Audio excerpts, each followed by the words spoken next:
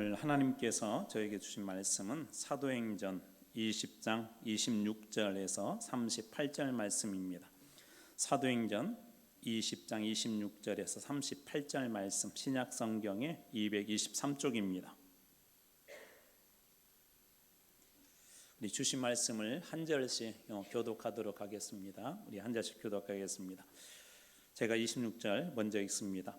그러므로 오늘 여러분에게 증언하거니와 모든 사람의 피에 대하여 내가 깨끗하니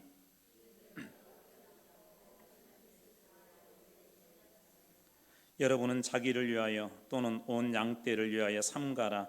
성령이 그들 가운데 여러분을 감독자로 삼고 하나님이 자기 피로 사신 교회를 보살피게 하셨느니라.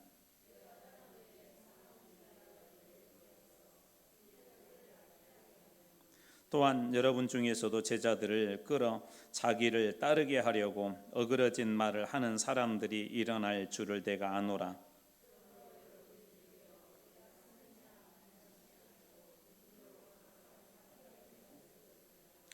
지금 내가 여러분을 주와 및 그 은혜의 말씀에 부탁하노니 그 말씀이 여러분을 등이 든든히 세우사 거룩하게 하심을 입은 모든 자 가운데 기업이 있게 하시리라. 여러분이 아는 바와 같이 이 손으로 나와 내 동행들이 쓰는 것을 충당하여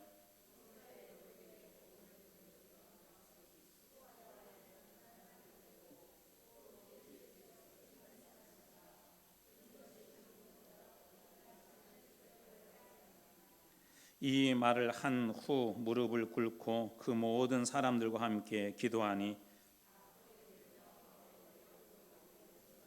같이 읽습니다. 다시 그 얼굴을 보지 못하리라 한 말로 말미암아 더욱 근심하고 100가지 그를 전송하니라. 아멘. 주님의 이름으로 축복합니다. 어제 밤에 비가 엄청 이렇게 내렸는데 비 피해는 없으신지 모르겠습니다. 보니까 우리 이 광주 지역에도 여러 곳에 많은 좀 피해도 있다는 그런 소식도 들려오고 있는데 이번 이 장마도 좀 잘 지나갔으면 하는 그런 바람입니다. 자, 오늘 우리 사도행전 54번째 결국 기본기 싸움이다라는 제목으로 오늘 말씀을 전하도록 하겠습니다. 세계적인 우리 축구 스타인 우리 한국의 우리 자랑인 손흥민 선수를 여러분들은 잘 아실 것입니다. 이 손흥민 선수가 자기를 이렇게 자기 되게 한 것, 세계적인 축구 선수를 되게 한 것은 다 아버지 덕이다라고 그렇게 이야기를 합니다. 그래서 이 아버지에 대한 궁금증들이 여기저기에서 있어서 그런지 매스컴에도 이 아버지가 나오고 또 최근에는 책도 한 권 썼다고 하는데요. 이 손웅정 그의 아버지 그가 손웅정이라는 분이신데 그분의 그 교육법 도대체 어떻게 아들을 키웠길래 이렇게 세계적인 스타가 되었는가라는 것에 사람들이 관심을 가졌습니다. 이 손흥민 선수의 아버지 역시 축구 선수였었는데요. 프로에서 뛸 정도로 아주 뛰어난 그런 분이셨답니다. 측면 공격수로 뛰는 프로 선수였는데 선수 한 명을 제칠 발기술이나 개인도 완성하지 못했다고 합니다. 스피드 하나 믿고 열심히 이렇게 뛰었는데 성적을 내야 하기 때문에 죽기 살기로 뛰었고 그 결과 이 몸이 망가지고 말았다고 그렇게 이야기하고 있습니다. 그러면서 이제 아이들을 가리키기로 이렇게 결심을 하면서 다짐한 한 가지가 있었는데요. 늦더라도 천천히 가더라도 기본기를 잘 가르치자, 기본기. 그러면서 그분이 쓴 그 책의 내용에 이런 내용을 이렇게 적고 있습니다. 흥민이가 함부르크에서 처음 계약했을 때 1년도 채 지나지 않아 1군팀 훈련에 참가했을 때 분데스리가 데뷔골을 넣었을 때 사람들은 혜성처럼 나타난 선수라고 늘 표현했다. 나는 흥민이뿐 아니라 그 누구도 그 어떤 분야에서도 혜성은 없다라고 말하고 싶다. 이 세상에 혜성같이 나타난 선수 같은 건 존재하지 않는다. 차곡차곡 쌓아 올린 기본기가 그때 비로소 발현된 것일 뿐이다. 이 손흥정 씨의 이야기에 의하면은 이 기본기가 중요한데 그 기본기가 쌓여서 이 손흥민이라는 선수가 어느 순간에 사람들이 볼 때는 혜성처럼 나타난 것 같지만 그 기본기가 쌓여서 그런 세계적인 선수가 되었다는 것입니다. 이것은 예술 또 우리 축구 같은 그런 운동 경기에서 무엇보다도 기본기가 중요한데요. 그것은 교회도 마찬가지입니다. 신앙에도 나름대로 기본기, 기본 그런 기술들이 있습니다. 이런 기본 기술들을 잘 익혀야 영적인 싸움에서도 밀리지 않고 고난이나 환난이나 핍박이나 시험이나 유혹의 그런 순간에서도 그런 어려운 그런 상황에 그런 구덩이에 함몰되지 않고 그 모든 것들을 잘 이겨낼 수가 있습니다. 여러분이 잘 아는 한번 믿음의 사람들을 빨리 한번 생각을 해보시오. 요셉, 모세, 바울 이런 분들에게 고난이 없었을까요? 어려운 일이 없었을까요? 힘든 일들이 다 있었는데 이분들의 공통점을 이렇게 추려보면 사실은 아주 간단합니다. 신앙에서 우리가 기본적으로 해야 될 것을 착실하게 했을 뿐입니다. 그런 상황에서 기도하고 그런 상황에서도 예배하고 그런 상황에서도 다시 또 하나님을 의지하고 가장 기본적인 기본기가 잘 된 사람, 소위 우리가 믿음이 좋다고 하는 성경에 나와 있는 사람들은 전부 다 이런 영적인 기본기가 있는 그런 사람들입니다. 링컨 대통령의 명언 중에 이런 말이 있다고 합니다. 나무를 자르는데 1시간이 주어진다면 나는 처음 45분을 도끼 가는데 쓸 것이다. 나무를 자르는 일이 중요한데 보통 사람들은 나무를 자르는 거에 막 집중을 한대요. 빨리 잘라야지. 그런데 링컨은 뭐라고 하냐면 그것보다 더 중요한 것이 있는데 나무를 자르는 그 도끼를 잘 칼날을 갈아야 된다는 거예요. 그래야 필요할 때 그 도끼로 큰 나무도 찍어서 넘어뜨릴 수 있다는 것입니다. 나를 얼마나 날카롭게 만드냐가 중요한 것인데 바로 이 링컨이 말한 그것이 바로 그 기본기입니다. 기본기. 예수를 믿는 것도 마찬가지입니다. 우리의 인생에 큰 나무를 만날 때가 있습니다. 때로는 큰 강을 건너야 할 때도 있습니다. 아니 목숨이 죽느냐 사느냐 하는 그런 문제 앞에 우리가 설 때도 있습니다. 이것을 어떻게 건너가야 될까? 어떻게 이것을 넘어뜨려야 될까? 이것을 어떻게 뛰어넘어야 될까? 어떻게 이 깊은 암흑에서 빠져나갈까? 때로는 그런 곳에서 발버둥치다가 때로는 죽느냐 사느냐 하는 그런 문제 앞에서 이게 허둥지둥 어떻게 해야 될지 모르는 그런 때가 있다는 것입니다. 어떻게 이러한 문제들을 뚫고 이기는 삶을 살 수 있을까요? 특별히 우리 그리스도인이라는 그런 이름이 우리에게 주어졌는데 또 그리스도인이라는 이름뿐만 아니라 각자에게 직무, 직위 또 이런 책임들이 지어졌는데 어떻게 이런 맡겨진 사명들을 잘 감당할 수 있을까요? 논어에 보면 본립 이도생이라는 말, 본이라는 말이 기본이라는 말이고 립이 세운다는 말이거든요. 그러니까 기본을 잘 세우게 되면 기본을 잘 세우면 도라는 말이 길이라는 말이고 생이 열린다는 말로도 번역하셔도 좋습니다. 그러니까 기본을 잘 세우면 길이 열린다. 기본을 잘 세워야 그런 길이 생긴다라는 그런 의미입니다. 이것은 신앙인도 예외가 아닙니다. 오늘 본문의 말씀에 사울이 예배소 교회를 향한 유언과 같은 말씀을 전하고 있는데 오늘 본문의 말씀이 예배소 교회에게 유언과 같은 이야기를 하면서 가장 기본되는 것 어떤 것들을 이제 마지막 오늘 어떻게 보면 예배소 교회에 남기는 마지막 설교 부분인데 어떻게 교회가 해야 될지 가장 기본적인 그런 기본계에 대해서 이 사도 바울이 이야기하고 있습니다. 예배소는 우리 지난번에 보았던 것처럼 그리고 오늘 본문의 말씀에도 쓰여 있는 것처럼 바울이 3년 동안 쉬지 않고 복음을 전했던 정말 중요한 도시 중에 하나입니다.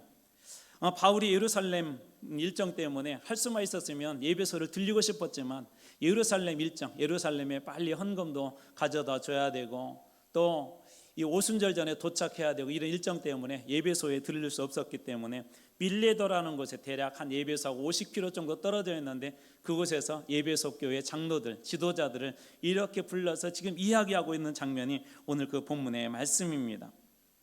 바울의 고백처럼 예배소 성도를 볼 수 있는 마지막 그런 기회이고 비록 일부 지도자들이지만 바울에게 있어서는 예배소 교회에게 마지막으로 전하는 그 설교가 오늘 그 본문의 말씀입니다.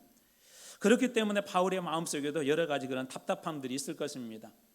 왜 그러냐면 이제 바울이 더 이상 예배소 교회에 직접 관여를 할 수 없기 때문에 그동안에 문제가 있으면 막 직접 가서 훈계를 하기도 하고 문제를 바로잡기도 하고 여러 가지 모양으로 이 교회를 방문해서 그 문제들을 바로 잡을 수 있었는데 이제는 그렇지 못한다는 것입니다. 하나님께서 바울의 마음에 주신 것처럼 이제 다시는 이 에베소 교회 사람들을 만날 수 없는, 예루살렘으로 가게 되면 이 결박당할지도 모르고 또 결박되어서 이 복음의 많은 것들이 이 제한받을 수밖에 없는 그런 상황이 있었기 때문에 사도 바울도 에베소 교회 장로님들을 만나면서도 아마 마음이 답답했을 것입니다.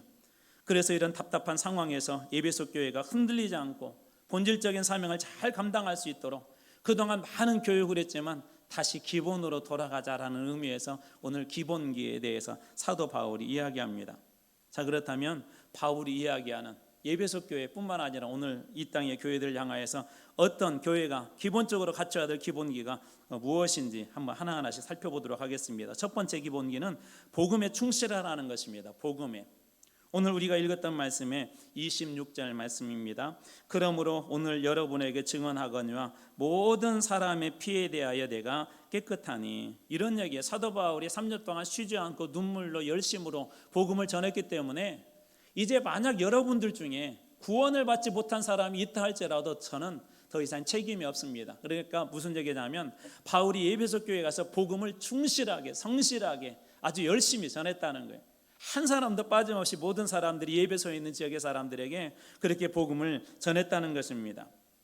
어떻게 전했냐면 27절입니다. 이는 내가 거리끼지 않고 주저하지 않고 하나님의 뜻을 따라 다 여러분에게 전하였습니다. 복음을 전하였기 때문입니다. 사도 바울이 한치의 주저함도 없이 에베소에서 복음을 전하고 가르쳤다고 하는데, 앞에 말씀에 보면 19절에는 겸손과 눈물로, 그리고 유대인들의 결합과 여러 가지 시험을 당하면서도 주저하지 않고 많은 사람들 앞에서도 그리고 개인 앞에서도 이 복음을 전하는 것을 아주 성실하게 이 사도 바울이 감당했다, 그렇게 이야기합니다. 왜 이런 얘기를 할까요? 지금 에베소 교회에 이 사도 바울이 마지막으로 이제 유언의 부분인데 마지막으로 그렇게 이야기하는 그 이유가 무엇일까요? 우리 지난 주일도 보았었고 그 앞에 주일도 보았는데 바로 이것 때문에 그래요. 오늘 우리가 보지는 않았지만 그 앞에서 보았던 24절 말씀입니다. 내가 달려갈 길과 주 예수께 받은 사명 곧 하나님의 은혜의 복음을 증언하는 일을 마치려 하면은 나의 생명조차 조금 더 귀한 것으로 여기지 아니하노라. 사도 바울이 3년 동안 복음을 전했던 가장 중요한 이유, 다시 설명하자면 여러분, 복음만이 유일하게 사람을 구원할 수 있는 영생의 길, 생명의 길, 사망에서 생명으로, 지옥에서 천국으로 가는 길을 가르쳐주는 것이 유일한 것이 바로 복음이기 때문에 그렇습니다. 사람의 생명은 언젠가 한 번 죽지만 이 복음이 그 이후에 영멸이냐 아니면 영생이냐를 결정하는 중요한 것이기 때문에 이 사도 바울은 3년 동안 쉬지 않고 이 복음을 그곳에서 전했던 것입니다. 복음이 그만큼 중요하고 복음만이 구원의 길을 알려주는 유일한 방법이기 때문에 사도 바울은 그 복음에 충실했습니다. 그래서 바울이 이런 얘기를 하는 이유는, 여러분, 제가 이제 여러분들과 다시는 만나지 못하지만 여러분 교회가 꼭 붙잡아야 될 기본적인 것, 가장 중요한 본질적인 사명이 있습니다. 그것은 여러분들도 복음에 충실하라는 것입니다. 복음. 그래서 오늘날 우리 교회도 마찬가지입니다. 아무리 다른 것 잘하고 교회들이 여러 가지 잘할 수 있습니다. 어느 교회 가면 찬양이 정말 화려하고 은혜가 되는 그런 교회도 있을 것입니다. 어느 교회 가면 목사님의 설교가 탁월해서 좋을 것입니다. 어느 교회 가면 성도들의 사랑이 아주 너무나도 따뜻하게 다가와서 좋을 것입니다. 그런데 이 모든 것들을 다 가졌다 할지라도 교회 안에 복음이 없다면 그 교회는 시체 같은 교회, 죽은 교회, 그 교회의 찬양이든 그 교회의 설교든 그 교회의 사랑의 섬김이든 모든 것들은 예수 그리스도 안에서 소용없는 무용지물이 되는 것입니다. 교회의 이 생명은 결국 복음입니다. 복음. 교회가 얼마만큼 복음에 충실하느냐, 교회가 얼마만큼 이 복음의 능력을 소유했느냐, 다른 것들로 구원을 할 수 있는 것이 아니라 이 예수 그리스도의 복음만이 사람을 구원할 수 있는 유일한 길을 제시하기 때문에 교회는 다른 것은 몰라도, 병원이 사람을 살릴 수 있는 그런 기술과 사람을 살릴 수 있는 그런 의술이 있어야 되는 것처럼 교회는 영혼을 살릴 수 있는 이 복음의 능력을 늘 소유하고 전하고 나누는 것이 바로 이 교회가 되어야 하기 때문에 사도 바울은 그렇게 얘기하는, 여러분 복음에 충실하십시오. 복음에 충실한 교회 되십시오라고 이 기본기 첫 번째를 그렇게 이야기하고 있습니다. 그 다음에 두 번째, 이렇게 복음으로 세워진 공동체가 교회인데 이 교회를 잘 보살피라고 그렇게 합니다. 이 교회를 잘 보살펴라. 오늘 우리가 읽었던 말씀이 28절입니다. 여러분은 자기를 위하여 또 온 양떼를 위하여 삼가라. 스스로 열심히 그 주의하라는 거예요. 집중하라는 거예요. 자기 자신뿐만 아니라 온 양떼, 교회를 위해서도 보살펴라는 것입니다. 그러면서 이렇게 말씀이 이어지는데요. 성령이 그들 가운데 여러분을 감독자로 삼고 하나님이 자기 피로 사신 교회를 보살피게 하셨느니라. 하나님의 자기 피로 사신 그런 교회를 이 보살피도록 했다는 거예요. 예수 그리스도의 십자가의 피 흘림으로 말미암아 죄 용서를 받고 예수를 그리스도로 고백하는 사람들, 그 사람들의 모임이 교회이기 때문에 예수님의 피값으로 산 그 공동체를 잘 보살펴라고 우리에게 맡겨주었다고 그렇게 이야기합니다. 우리는 보통 교회 와서 이렇게 좀 누군가 보살펴주고 관심 갖기를 이렇게 원하죠. 교회 가서 무엇인가를 받는 걸 좋아하지 교회를 잘 보살피는 것보다 이 교회로부터 때로는 이렇게 접대받는 것을 좋아합니다. 그런데 그것이 아니라 바울은 뭐라고 얘기하냐면 여러분들을 교회 안에 직분자로, 여러분들을 그 교회의 일원으로 세우신 이유는 교회를 잘 보살펴라고 세우셨다라고 그렇게 이야기합니다. 이렇게 해야 될 중요한 이유 중에 하나는 이 교회는 영적인 공동체이기 때문에 그렇습니다. 우리가 이 보살핀다는 말은 그냥 단순히 그냥 이렇게 본다는 게 아니에요.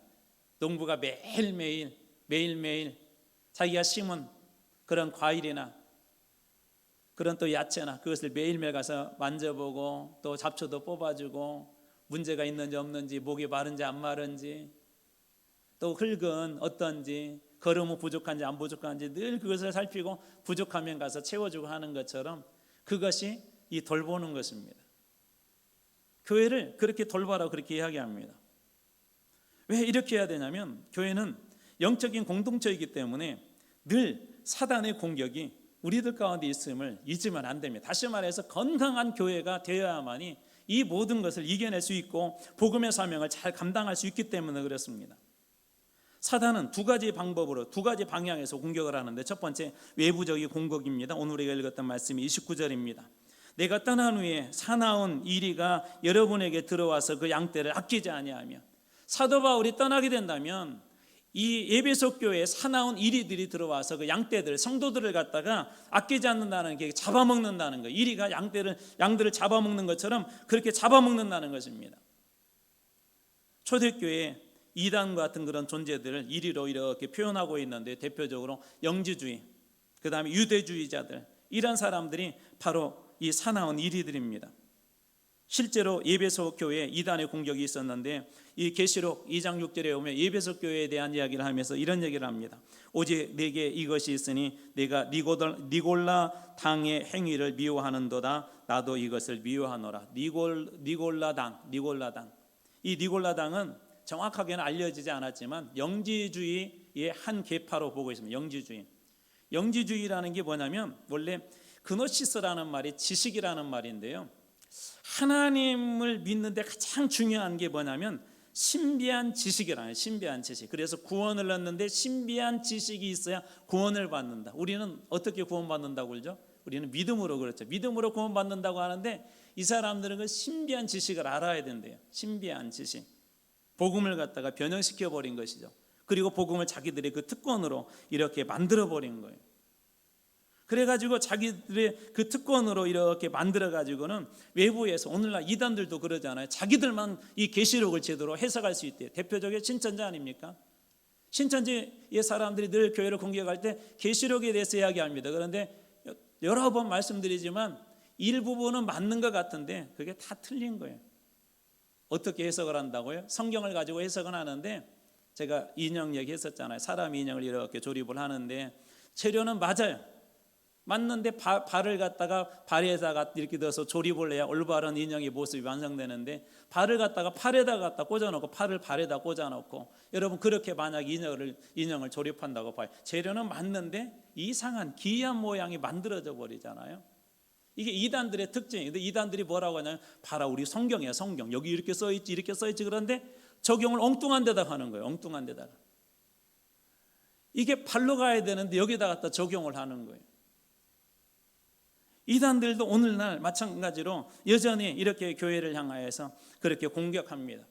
사나운 이런 이리때가 되어서 이 대부분이 이단에 빠지는 사람들을 보면은 예수를 한 번도 경험해 보지 않는 사람들이 아니라, 교회를 안 다녀본 사람들이 아니라 교회를 다녔던 사람들이 이단에 더 쉽게 빠집니다. 대충 하니까. 그래서 교회를 늘 보살펴라 하는 거예요. 오늘날에도 끊임없이 그런 공격들이 있지 않습니까? 그 다음에 두 번째로 내부적인 공격이기 때문에 교회를 잘 보살펴야 한다고 합니다. 20장 30절입니다. 또한 여러분 중에서도, 이 예배소에 있는 교인들을 얘기하는 거예요. 여러분 교인 중에서도 제자들을 끌어, 예수 그리스도를 잘 따르는 사람들을 끌어서 자기를 따르게 하려고. 여러분, 교회는 예수님을 따르는 것이고, 교회는 말씀을 따르는 것이고, 교회는 성령의 음성과 그 권능을 따르는 것인데, 이 교회 안에서 어떤 사람들이 그 제자들을 갖다가 유혹을 해가지고 자기를 따르게 만들어 버린대요. 아주 위험한 행위죠. 어그러진 말, 바른 말이 아니라 이 성경을 이용을 하는데, 성경이라는 말씀을 하는데 결국 자기의 이익과 자기의 이득을 위해서 그렇게 이 교회 안의 사람들을 갖다가 자기 편으로 만든다는 거예요. 아주 위험한 행위입니다. 교회는 네 편 내 편이 없는 거예요. 교회는 예수님 편입니다. 교회는 예수님이 주인이 되셔야 됩니다. 교회는 예수님의 말씀이 이 지배력이 있고 힘이 있는 것이 교회가 되어야 됩니다. 사람의 말이 힘 있는 것이 되어서는 결코 안 됩니다. 자칫 잘못하게 되면 목사님들이나 우리 장로님들 같은 분이 이런 위험에 빠져 가장 쉽습니다. 첫째는 목사님들입니다. 목사님들이 똑바로 정신 차리지 않고, 목사님들이 똑바로 말씀 가운데 가지 않으면 하나님 말씀인데 교회를 자기 마음대로 움직여 버립니다. 그것은 목사님들뿐만 아니라 우리 직분자들도 늘 이런 유혹에서 조심하셔야 됩니다. 설령 이것이 내 생각과 다르다 할지라도 그것이 하나님의 뜻인지 아닌지 우리는 분별할 수 있는 지혜를 가져야 될 것이고, 그럴 때 이런 내부적인 그런 잘못된 유혹으로부터 교회가 건강하게 세워질 수 있을 것입니다. 자꾸 자기의 말을 집어넣어서 자기를 이롭게 하는 그런 사람이 있고, 정치에 이용하고 자기의 세력화에 이용하고 복음을 사유하고 교회를 사유하려고 하는 그런 것들을 사도 바울이 경계하면서 교회 내부 안에서도 이런 일들이 일어날 수 있다는 거예요. 우리는 이런 얘기를 들으면 늘 그렇게 얘기하죠. 주님, 저는 아니지요, 유다처럼. 근데 저를 포함해서 여러분 여기 계신 어느 누구도 이 유혹에서 예외될 사람은 한 분도 없습니다. 우리 그런 분들 많이 보잖아요. 우리 대표적인 유다 아닙니까? 유다가 예수님 12제자에서 맡았던 일이 뭐죠? 유다가 맡았던 일? 돈꾀를 맡았대요. 돈꾀. 어떤 사람에게 돈꾀를 맡기시겠어요? 만약 여러분이 어떤 이 그룹이나 아니 어느 회사의 사장님인데 회계를 누구한테 맡기겠어요? 여러분들이 맡길 수 있는 정권을 가지고 믿을 수 있는 사람, 또 믿기만 하면 될까요? 그 사람이 머리도 잘 돌아가야 되겠죠. 저는 지금도 제 수중에 얼마가 있는지, 지금은 이제 요즘 뭐 현금을 가지고 다니지 않기 때문에 괜찮은데, 예전에는 현금을 가지고 다녔잖아요. 얼마가 있는지를 잘 모릅니다. 이런 사람들한테 이게 회계 맡기면 다 빵이에요.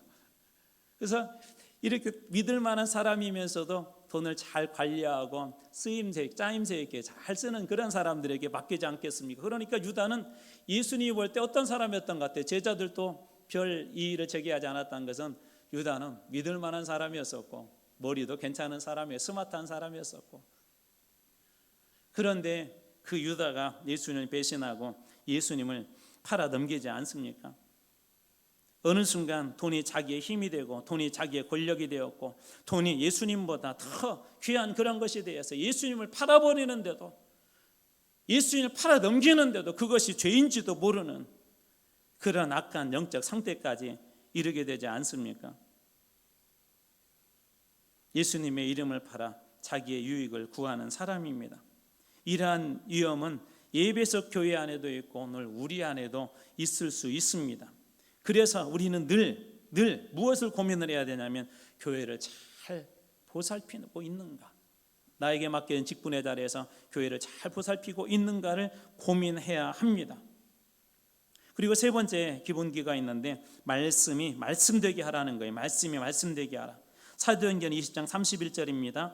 그러므로 여러분이 일깨어 내가 3년이나 밤낮 쉬지 않고 눈물로 각 사람을 훈계하던 것을 기억하라. 3년 동안 쉬지 않고 눈물로 전한 말씀, 그것을 기억해라. 잊지 말고 늘 그것을 기억해라. 특별히 신명기에 가서 보면 기억하라는 말씀이 많이 나오거든요. 여러분은 주일날 말씀 듣고 그 말씀을 기억하세요? 한 주간 한번 그렇게 살아보고 계세요? 말씀은 적용을 하셔야 능력이 나타납니다. 아무리 여기 맛있는 음식이 야 음식 맛있다라고 말이 끝나서는 그걸 경험할 수가 없어요. 먹어봐야 맛을 알잖아요. 먹어봐야. 말씀도 말씀대로 살아봐야 압니다. 그 말씀의 맛을 알고 말씀의 능력을 알고 말씀의 기쁨을 알고 말씀의 위대함을 압니다. 그래서 이 사도 바울이 에베소 교회에 이야기하는 것이 뭐냐면 말씀이 되도록 여러분의 삶을 그 말씀 속에 내어주십시오라고 그렇게 이야기하고 있는 것입니다. 오늘 우리가 읽었던 말씀의 32절입니다. 지금 내가 여러분을 주와 및 그 은혜의 말씀에 부탁하노니 주님과 그 은혜의 말씀에 부탁하노니 그 말씀이 여러분을 능히 든든히 세우사 그 말씀이 여러분을 능히 든든히 세우사 거룩하게 하심을 입은 모든 자 가운데 기업이 있게 하시리라. 그 말씀이 여러분을 능히 든든히 세우사. 무엇이 우리를 든든히 세운다고요? 말씀이 기본기라는 거예요. 말씀이 기초라는 것입니다. 베드로가 언제 물고기를 많이 잡았죠? 밤새 수고하였지만 한 마리도 잡지 못했는데 주님 말씀에 의지하여 내가 그물을 내리겠습니다. 말씀에 한번 자기 인생을 걸어본 거예요. 여호수아가 언제 여리고를 정복했습니까? 말씀에 의지하여서 순종한 결과 이 여리고라는 큰 그런 거대한 장애물들이 무너지고 가나안 땅에 들어가는 그런 큰 그런 승리를 이 여리고에서 얻지 않습니까? 하나님의 말씀은 어떤 것이죠? 우리 이렇게 많이 고백합니다. 하나님의 말씀은 살았고 뭐가 있다고요? 운동력이 있다. 저는 여러분의 말씀, 여러분의 삶 속에 말씀이 정말 살아있고 운동력 있게 여러분의 삶 속에 임하기를 축원합니다. 말씀이 정말 살아서 운동력 있는 그런 것들을 경험을 하셔야 돼요. 그래서 그 말씀이 우리의 인생이 되도록 해야 돼요. 그 말씀이 우리 인생을 주관하도록 그렇게 해야 한다는 것입니다. 요즘 우리 항존직 피택자들 이렇게 교육하고 있는데 우리 피택자들 뿐만 아니라 우리 직분자들도 마찬가지. 말씀이 얼마나 중요한지 골로새서 1장 25절에 이렇게 이야기하고 있습니다. 내가 교회에 일꾼된 것은 하나님이 너희를 위하여 내게 주신 직분을 따라 말씀이 이렇게 이어집니다. 하나님의 말씀을 이루려 함이니라. 하나님께서 나에게 직분을 맡겨주신 이유가 뭐라고요? 하나님의 말씀을 이루기 위해서 맡겨주셨대요. 그러니까 이 직분을 감당하면서 뭘 고민하셔야 돼요? 나는 하나님의 일을 이루고 있는가? 하나님의 말씀을 이루고 있는가? 말씀이 말씀되어서 나를 통하여서 그 말씀이 이루어지고 있는지를 그렇게 한번 고민해야 한다는 것입니다. 하나님께서 말씀으로 세상을 창조하시고 예수 그리스도께서 말씀으로 죽은 나사로를 살리시고 하나님께서 말씀으로 사도 요한 같은 사람들에게 고난 중에 위로 주시고 힘을 주셨던 것처럼 살아있고 운동력 있는 그 말씀이 말씀되는 것, 그것이 이 예배소 교회가 중요한 갖춰야 될 기본기다. 그리고 오늘 교회가 갖춰야 될 기본기다, 그렇게 이야기합니다. 여러분들 매일매일 공기 호흡하고 계시잖아요, 그렇죠? 의식하지 못하지만 또 매일매일 그래도 이렇게 밥 먹고 있습니다. 그러는 것처럼 말씀은 매일매일 우리 삶 속에 그렇게 영향을 미쳐야 된다는 거예요. 매일매일 한번 정해놓고 말씀도 읽어보시고 말씀도 암송해 보시고. 근데 참 신기한 게요, 말씀이 이렇게 새겨져 있잖아요. 잊어버린 것 같은데 어느 상황이 딱 되면 그때마다 말씀이 붙잡아줍니다. 그때마다. 하나님 말씀은 어떻다고요? 살았고 운동력이기 때문에 여러분의 삶을 강하게 지탱해주고 여러분의 삶을 강하게 붙잡아 줄 것입니다. 저는 이 살아있는 말씀이 되는 그런 사건이 이제 여러분에게도 동일하게 일어나기를 축원합니다. 그리고 네 번째 기본기는 이거예요. 주는 삶을 살아가는 거예요. 주는 삶. 사도행전 20장 35절입니다. 범사에 여러분에게 모본을 보여준 바와 같이 수고하여 약한 사람을 돕고 또 주 예수께서 친히 말씀하신 바 주는 것이 받는 것보다 복이 있다. 어떤 게 복이 있다고요? 받는 게 복이 있대요? 주는 게 복이 있대요? 여러분 복 받기 원하시죠? 어디 대답이 좀 센찮으시네. 그럼 어떻게 하셔야 돼요? 이게 정말 주님의 말씀이라면 어떻게 하셔야 돼요? 주는 걸 많이 하실래요? 받는 걸 많이 하실래요? 네, 주는 것 많이 하네요. 주는 거. 바울은 약한 사람들 이렇게 돕기 위해서 누구보다도 모본을 이렇게 보였대요. 오늘 말씀은 주는 것보다 받는 것이 복이 있다. 이 말씀은 사실 이 사복음서에는 나오지는 않아요. 이 기록되지 않은 말씀인데 사도 바울은 이거 주님께서 친히 말씀하셨다고는 뭐냐, 기록되지는 않았는데 이때 당시에 많은 제자들과 예수님을 믿는 사람들이 이걸 다 알고 있었던 말씀이기 때문에 이렇게 전한 것입니다.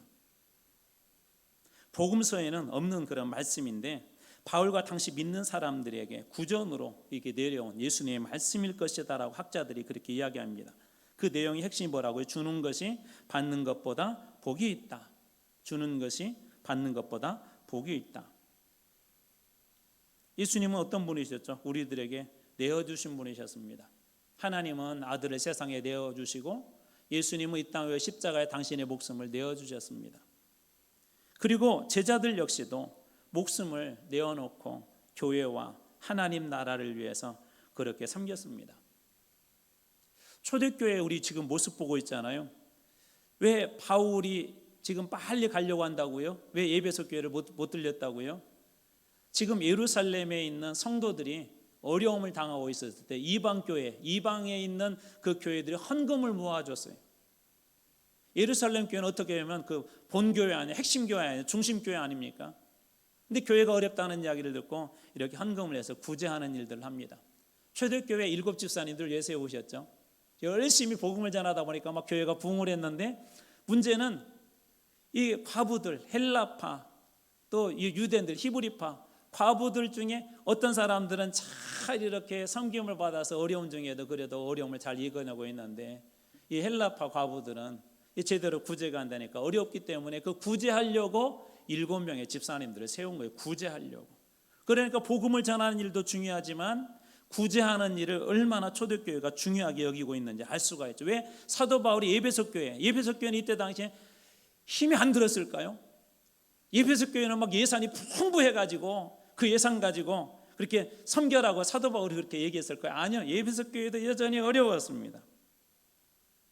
초대교회가 세워졌을 때 했던 많은 일들 중에 하나는 복음을 전하는 일뿐만 아니라 서로 물건을 통용했는데 필요한 사람들에게 나누어주고 약한 사람들에게 이 채울 수 있도록 그렇게 봉사와 섬기는 일들을 복음과 더불어서 초대교회가 동시에 했습니다. 동시에. 그래서 우리 교회 3요소 하면서 그 얘기 했었잖아요. 우리 케르그마, 복음, 디아코니아, 섬김과 봉사, 여기 이것이 들어가는, 그 다음에 코이노니아, 교제. 그래서 초대교회가 얼마나 이 디아코니아, 봉사와 섬김을 중요하게 여기고 있는지를 알 수가 있는 대목이죠. 예수님도 이런 말씀을 종종 하셨어요. 누가복음 6장 38절 말씀, 주라 그리하면 너희에게 줄 것이니 곧 후히되어 누르고 흔들어 넘치도록 하여 너희에게 안겨주리라. 너희가 헤아리는 그 헤아림으로 너희도 헤아림을 도로 받을 것이니라. 주라 그리하면 너희에게 줄 것이니 곧 후히되어 누르고 흔들어 넘치도록 하여 너희에게 안겨주리라. 물론 이런 마음으로 섬기셔서는 안 됩니다. 내가 누군가를 했기 때문에 하나님 나에게 그런 마음으로 섬기셔서는 안 됩니다. 근데 분명한 사실은 뭐냐면 하나님 말씀은 여러분 그대로 여러분들에게 다시 응답될 걸 믿으시기 바랍니다. 우리 미국의 이게 상위 0.1% 있는 부자들, 유대인들 그런 부자들을, 또 우리나라에도 최근에 그런 부자들에 관한 그런 책들이 많이 나오는데 이분들의 공통점이 뭔지 아세요? 이분들이 연구한 바의 공통점 중에 하나가 뭔지 아세요? 이미 힌트 다 나왔잖아요. 자선과 기부를 잘한답니다. 오늘 보니까 참 제가 이사를 잘못 온 것 같아요. 순천으로 가야 될 뻔했어요. 순천으로. 이게 무슨 얘기인가 그러신 분들이 계시는데 오늘 뉴스에 이런 내용이 나왔더라고요. 뭐 어디까지 밝혀야 될지 모르겠지만 집에 가서 한번 찾아봐. 아주 유명한 우리나라의 그룹의 한 회장님이 순천의 어느 시골마을 거기에 사시는 분들에게 1억씩 줬대요. 역시 우리의 성도들은 1억까지는 안 넣어요. 한 10억 정도는 받아야 조금 감동이 올 것 같아요. 그러면서 이 회장님이 왜 그런가 봤더니 자기 고향을 지켜줘서 고맙다고. 세상에 이런 일도 있네요. 그러니까 이 회장님의 마음이 볼 때는 뭐냐면 고향을 지켜준 사람이 고마운 거예요. 어떻게 보면 참 어렵잖아요. 요즘 뭐 다 떠나잖아요. 근데 그분이 고마워서 그렇게 했다는 거예요. 하물며 우리 주님은 어떨까요? 어느 분이 이런 아이에 대한 얘기를 아주 오래전에 하셨어요. 아이가 이렇게 손에 500원짜리 하나 이렇게 가지고 있는데 이렇게 달라고 그랬대요. 근데 이 아이가 안 준다고 막 그러더래요. 근데 이 돈 가지고 내가 형이랑 이렇게 맛있는 그 과자 사 먹으면 아빠가 더 많은 거 줄게, 더 좋은 거 줄게, 그렇게 얘기했대요. 아이가 그 이야기를 듣더니 500원이 옛날에는 얼마나 컸어요. 그 돈 가지고 정말 이렇게 과자를 사가지고 형하고 이렇게 나눠 먹더래요. 아버지가 주었을까요? 안 주었을까요? 아버지가 더 크게 이렇게 주셨대요. 우리도 그렇지 않습니까? 정상적인 아버지라면 여러분은 그런 마음 안 드세요? 아이들이 내 것인데 형제들을 다른 동생이나 누나나 형한테 이렇게 나눠주고 이렇게 화목하게 지낸 거 보면 기분이 좋지 않으세요? 뭐라도 막 더 사주고 싶지 않으세요? 아마 여기 계신 분들은 다 그럴 것 같아요. 하나님 마음도 그렇지 않을까요? 우리 주님의 마음도 그럴 것 같아요. 제가 이렇게 중국에서 사역할 때 저하고 어쩌다 그냥 이렇게 아는 분이시고 저희 모험에 나오지도 않은 분이신데 갑자기 10,000위엔을 가지고 10,000위엔 우리나라 돈으로 대략 200만 원 저한테 가지고 왔어요. 하는데 이게 무엇이요? 그랬더니 갑자기 성령님이 그런 마음을 주셨대요. 그래서 저 아무개 선교사 아무개 목사님한테 좀 이렇게 갖다 드려라 하고 그분이 10,000위엔을 가지고 오신 거예요.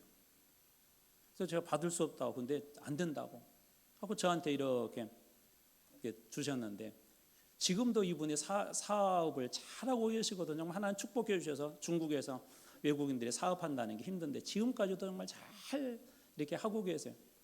저는 사실 그 돈을 받을 이유가 없었어요. 그때 당시에는 어디 부족한 것도 없었고 뭐 그렇다고 해서 막 딱히 어디다 막 써야 될 돈이 있는 것도 아니고 그런데 그 뒤에 제가 바로 알게 왜 하나님께서 저에게 저분을 보내서 주셨는지.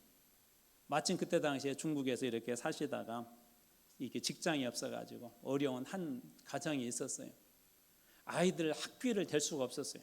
이게 선교사들만 어려운 게 아니라 중국이라는 곳에서 갑자기 직장을 잃어버리고 하니까 뭐 월급이 늘 많은 게 아니거든요. 중국에서 직장 생활 한다는 게. 그러다 보니까 학비도 못 내고 학교에서 막 이렇게 통지서도 날아오고 언제까지 안 내면 애를 갖다가 이렇게 학교에서 뺄 것이다. 그런 분을 알게 되었어요. 그런 분. 왜 하나님께서 왜 저분을 통해서 저를 섬기게 하고 왜 이것을 알게 하셨는지 그때 알겠더라고요. 그래서 그것을 그분한테 이렇게 들으면서 아이의 학비를 쓰라고. 또 이분도 저한테 주셨던 분도 혹시 다른 데 쓰더라도 절대 누가 주셨는지 이야기하지 말라고 그래서 그렇게 이름도 없이 빚도 없이 이분에게 이렇게 전해드려서 아이들이 그래도 잘 또 한 학기를 공부할 수 있게 된 그런 일들이 있었습니다. 어떤 사람 이게 적은 돈은 아니지만 어떤 사람들에게는요 정말 피눈물 같은 정말 고맙고 감사하고 아이를 살리는 그런 생명의 돈 아닙니까? 무엇보다도 예수님께서 우리들에게 생명을 내어주셨고 예수님께서 우리를 위해서 십자가에서 그 모든 피를 다 흘리시고 내어주셨기에 우리도 그 은혜를 안다면 누군가에게 우리가 나눌 수 있는 거 나눌 수 있다면 그것이 바로 그리스도인들의 모습 아닐까요? 그래서 에베소 교회도 힘들고 어렵지만 주라는 것입니다. 잘 나누라는 것입니다. 여러분 말씀드렸지만 선교지에서는 10만 원도 엄청 큽니다. 선교지에서는 필리핀만 하더라도 몇만 원 가지고 한 달을 살아요. 한 달을. 그런 집들이 많습니다. 우리 세끼 먹잖아요. 어떤 집들은 가난해하고 하루에 한 끼밖에 못 먹는 사람들이 지금도 많습니다. 지금도. 우리도 뭐 10만 원 적은 돈은 아니지만 그 비용이 누군가에게는 한 가정을 살리고 한 아이를 살리고 그 아이가 자라서 필리핀을 변화시키는 아니 세계 모든 민족 가운데 얼마나 귀중하게 쓰임받을지 우리는 아무도 알 수 없습니다. 저는 우리 교회가 섬김만 받는 그런 교회가 아니라 섬기고 나눠주고 다른 사람을 부욕해 하고 주님의 영광을 드러내는 그런 교회가 되기를 축원합니다. 그리고 마지막 다섯 번째로 이거예요. 첫째도, 둘째도, 셋째도 기도다. 첫째도 뭐라고요? 기도. 둘째도 뭐라고요? 기도. 셋째도 기도라는 거예요. 바울의 사역은 항상 기도가 빠지지 않았습니다. 혹시 빌립보 교회가 어떻게 개척된지 아세요? 이렇게 환상을 보고 마케도냐 지역으로 건너갔는데 이게 방법이 없는 거, 어디서부터 시작해야 되지? 그래서 바울과 그 일행이 기도할 처소를 찾으러 가다가 루디아라고 하는 그 여인을 만나게 되고, 이게 기도하러 가다가 만난 거예요. 그래서 그 여인의 집이 이 빌립보 교회의 시초가 됩니다. 그러니까 바울의 사역에 놀라운 일들은 이 기도에서 일어나요. 그래서 사도 바울, 이 바울서신에 보면 바울이 다른 건 부탁을 잘하네요. 근데 유일하게 부탁 잘하는 게 있어요. 나를 위해서 기도해 주십시오. 때로는 나를 위해서 기도해 주되, 제가 나가서 전도할 때 전도의 문을 활짝 열어주도록 기도해 주십시오. 그래서 이 바울은 늘 그런 기도 부탁을 합니다. 에베소 교회 이 장로들과 마지막 또 어떻게 했을까요? 기도로 마무리하는데요. 오늘 우리가 읽었던 말씀의 36절입니다. 이 말을 한 후 무릎을 꿇고 그 모든 사람들과 함께 기도하니, 이제 바울의 마지막 장면이에요. 에베소 이 성도들과 이 바울의 마지막 장면입니다. 저는 이 장면을 보면서 그런 생각이 들었어요. 우리 인생도 언젠가 다 헤어지게 될 터인데, 같은 교회를 섬기다가 헤어지면서 다른 교회로 흩어질 수도 있고, 같은 집에 살다가도 이사를 나가면서 분가를 하면서 헤어질 수도 있고, 아니면 우리의 인생의 마지막 저 끝자락, 이 땅에 살다가 이 땅에서 헤어져서 주님 나라 가는 그런 헤어짐도 있을 터인데, 그 순간이 방금 읽은 이 36절처럼 아름다웠으면 좋겠다는 그런 생각이 듭니다. 그 헤어지는 순간에도 서로 기도하고 격려해주고, 아쉬워서 이 뒤에 보면 눈물을 흘리고 아쉬운 이 작별을 하거든요. 왜냐하면 사도 바울이 다시는 여러분들을 볼 수 없어요라고 그렇게 얘기를 했기 때문에. 이 바울이 마지막 헤어지면서도 그 자리에서 기도했던 그 내용이 무엇일까 궁금하지 않습니까? 아마 바울은 자기 자신보다도 에베소 교회를 놓고 많이 기도했을 것 같아요. 에베소 교회 눈물로 말씀으로 가르치고 세웠지만, 마지막으로 떠나면서 에베소 교회를 할 수 있는 유일한 그 방편이 뭐였냐면 기도였어요.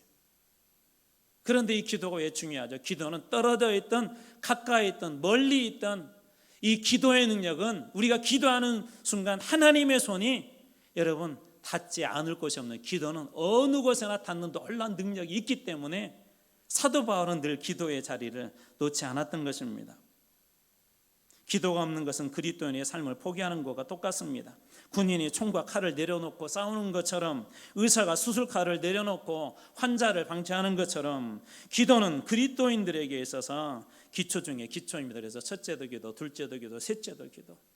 우리 여름 행사 앞두고 있잖아요. 여기 교사들 계시잖아요. 기도하십시오. 기도하셔야 돼요. 그냥 지나가는 행사로 치르지 마십시오. 우리 피택자들 계시잖아요. 기도하셔야 돼요. 하나님 앞에 여러분 자신뿐만 아니라 우리 교회를 놓고, 가정을 놓고, 우리 이웃에 누군가 그 한 사람을 놓고, 첫째도 기도, 둘째도 기도, 셋째도 기도. 바울이 마지막으로 유언처럼 그리고 몸으로 보여준 게 바로 이 기도였어요. 기도. 포기하지 말라는 거예요. 마지막 순간까지도 예배소 교회 여러분들이 포기해서는 안 될 것, 기도하는 것이라는 것을 이 사도 바울이 몸으로 보여준 것입니다. 저는 우리 교회 새벽 기도가 더 풍성해졌으면 좋겠어요. 저는 우리 교회 저 기도실에 매일매일 찾으면 좋겠어요. 여러 사람들로 매 순간마다 하나님 앞에 가서 울부짖고 부르짖고, 교회 기도 소리가 멈추지 않고, 그 기도 소리가 하나님 나라의 보좌를 움직여진 그 보좌를 통해서 하나님의 놀라운 복들이, 하나님의 역사하심들이 교회 안에 여기저기에서 나타나고, 저는 여러분들이 이 첫째도 기도, 둘째도 기도, 셋째도 기도, 이 은혜를 여러분들이 받기를 축복합니다. 우리 광주에 유명한 저희 가까이 있는 교회 목사님, 제가 그분을 이렇게 존경하게 된 게 바로 이거였어요. 교회를 정말 멋지게 건축했거든요. 거기도 빚을 많이 졌는데 걱정 안 하시더라고요. 근데 그분이 어떻게 이게 교회를 멋지게 건축했습니까? 딱 이거였어요. 첫째도 기도, 둘째도 기도, 셋째도 기도입니다. 여러분의 자녀들이 아름답게 잘 세워지길 원합니까? 우리 교회가 잘 세워지길 원합니까? 여러분의 인생이 아름답게 잘 세워지길 원합니까? 첫째도 기도, 둘째도 기도, 셋째도 기도입니다. 오늘 이 5가지 기본기 복음에 충실하십시오. 교회를 잘 보살피십시오. 말씀을 말씀되게 하십시오. 주는 삶을 사십시오. 기도, 첫째도 기도, 둘째도 기도, 셋째도 기도. 이 기도의 삶, 기본기의 삶을 여러분들이 잘 익혀서 하나님께서 정말 귀하게 쓰시는 영적 기본기에 탁월한 우리 한마음교회 모든 성도들 다 되실 줄로 믿습니다. 기도하겠습니다. 하나님 아버지 감사합니다.